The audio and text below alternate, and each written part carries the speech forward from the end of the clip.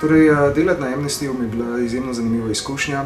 Prek le-te sem spoznal področje človekovih pravic in tudi lahko bi si drznil trditi, da mi je odprla neke horizonte, ki jih prej pri sebi nisem opazil.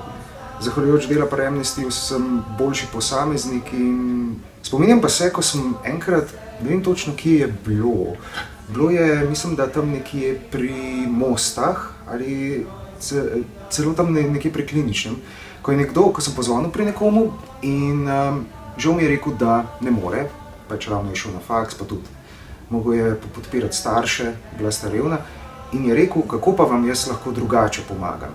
In to mi je, kaj je tam nekaj, recimo tam 19-letnik, da je bil pripravljen pomagati, pa je to rekel, ko je videl pač, da imam to značko Amnestyja in da je to rekel brez kakršnega koli vzgiba, to je meni tako bilo, dobro delamo.